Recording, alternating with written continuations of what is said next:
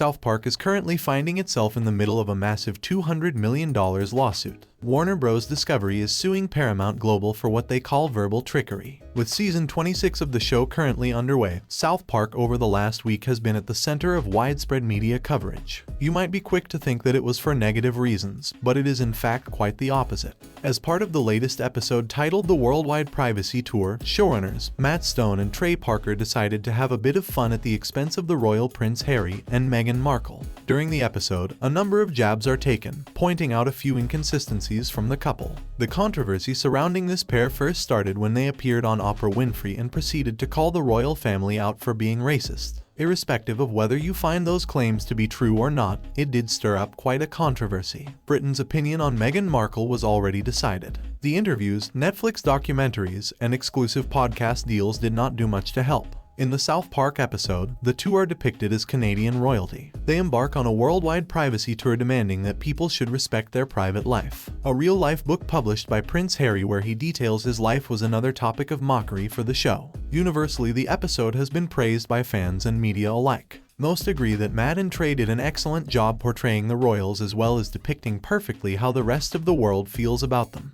In response to the episode, there has been quite a bit of rumor making the rounds that the royal pair is not too happy with the show. Multiple outlets have reported that Markle was upset and overwhelmed by the show painting them in such a negative light. Some have also suggested that the pair are considering legal action. At this point, it is unclear whether they will follow through, but a spokesperson insisted that these claims are baseless and untrue. All of this brings us to a few days after the episode launched. While still enjoying all of the positive coverage, a massive $200 million lawsuit quickly brought all celebration to rest. There can be no denying that even after all these years, South Park is still a massively popular show. As such, it should come as no surprise that media companies are constantly fighting over rights. Warner Bros. Discovery currently holds the rights to all the old episodes of South Park as well as exclusive rights to newer seasons. However, in 2021, Paramount struck a deal with South Park Digital Studios for their own rights. Part of this deal included 6 more seasons as well as 14 movies. The 6 seasons of South Park will air on Comedy Central, which is owned by Paramount. However, the streaming rights for these episodes will exclusively belong to Warner Bros. And HBO Max. The rights to the 14 movies will be exclusive to Paramount.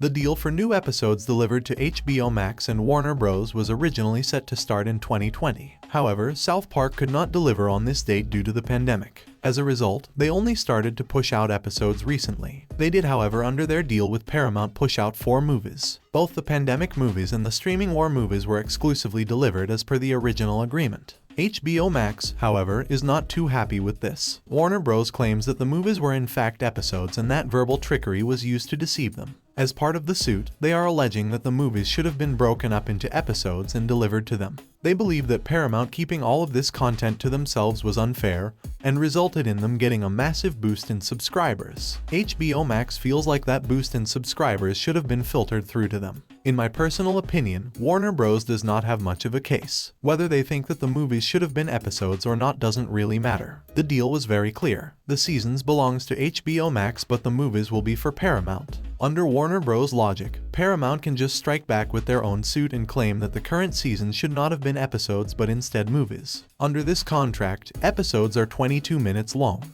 Each part of the movies South Park produced is at least 3 times that length. It is clear that Warner Bros. Is just upset with the growth of Paramount and is now trying to hurt a competitor. This is a classic corporate move. It should be noted that neither Matt Stone nor Trey Parker is named in the suit. Although Matt Stone and Trey Parker create the show, Paramount Global is the license owner. Large media companies oftentimes take ownership over the rights to shows that are created under their studio. In this case, it is no different. Now, in this context, the licensing rights do not really mean all that much to the show creators. Although Paramount might own the show, without Matt and Trey they do not have anything. Since the show is written, produced, and voiced by them, they are able to sign these massive multi-million-dollar deals. They received $900 million from Paramount Global to continue with the show. Warner Bros., who paid $500 for the old library as well as new seasons. That money obviously does not go to Matt and Trey. The license owner receives those fees and thus Matt and Trey were able to avoid the suit. They do not control where any of the episodes go. They just produce them, and since Paramount made the final decisions, it is them who will have to go to court and fight this. It is going to be very interesting to see how all of this plays out.